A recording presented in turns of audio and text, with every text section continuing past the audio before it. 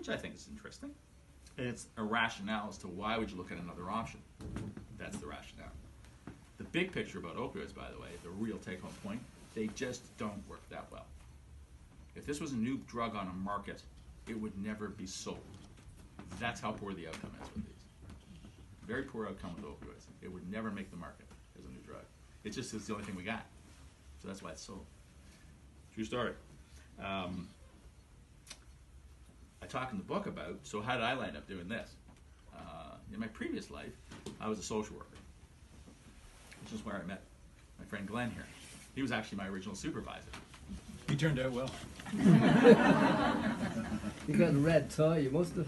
Yeah. If I had time, I'd tell you about my first encounter that he got to watch. It was really quite awful. But nonetheless, and at that time, I was working with another fella, really quite nutty guy, Don, who was in a hypnosis group. And he asked me if I wanted to join up.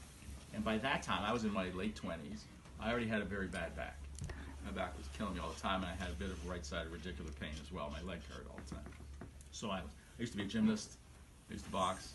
I was on the wrestling team, and I was on the track team, and I played a lot of tennis.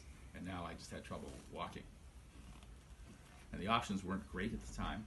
So I thought, okay, I'll go. So I went with him to this group, and I saw all these people in various, it was like being on Mars. Like really bizarre, you know. And I had no idea what was going on. But I was so desperate, I thought, okay, I'll stick it out. 1 year later, I figured out how to get myself into a trance. It took me 1 year. I'm a very bad subject. I'm the guy, if you invite me on the stage for a stage hypnotist, they'll do the thing and I'll be sitting there saying, so when are you going to start? No, really. I'll humiliate them. It's just me. But I did teach myself how to do it. And I figure, if I can do it, anybody can do it. You just have to be willing to practice. You just have to be willing to dedicate you to doing it. Because I was really quite a desperate guy. And I did learn how to do it. And I've done it for a long time. And I do it very quickly now. And I get about 30% reduction in my pain. Pretty consistent. I have a patient who I talk about in the book, Paul, who's a long-distance runner, has rheumatoid arthritis. When he does this, he gets 100% reduction. And because of it, he dropped his narcotic dose from a very high dose to almost nothing. So very impressive. So stem to sternum. I represent this part, he represents this part, and most people, it's like a bell curve are in the middle of that. But I'm the worst you can get. And if I can do it, I figure anyone can. I do talk about the history of hypnosis, which is a whole movie in itself. You couldn't make this stuff. No, really.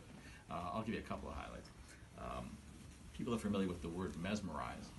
Well, it comes from the great hypnotist from the 1700s, Anton Mesmer.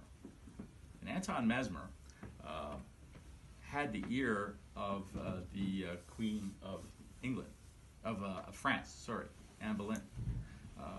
And her husband, who would later be beheaded, didn't like the idea at all. So he created a group to study hypnosis. And this was the very first controlled trial ever done. The very first controlled trial in history ever done was on hypnosis. In fact, it showed that it didn't work. Not the way they thought about it, because it was about animal magnetism. That was Mesmer's hypothesis, and they could transfer animal magnetism. So they had someone go out and transfer animal magnetism to a tree. They got a kid, they put blindfolds on him, and they let him loose in the forest and said, go find the tree. And he'd grab a tree and say, I can feel it, I can feel it. It's getting more and more until he finally fainted. But the tree was over there, and he was over here. It didn't affect Mesmer's career at all, because bad publicity is still publicity. The king and queen disappeared, or the emperor and empress disappeared. They lost their lives, and he had a tremendously great career. He was the mix of clinical hypnosis and stage hypnosis. And that's how hypnosis gets its, makes people uncomfortable. Because when most people think about hypnosis, they think about the guy on the stage with the watch and someone talking like a chicken. Yeah? They don't think about clinical hypnosis.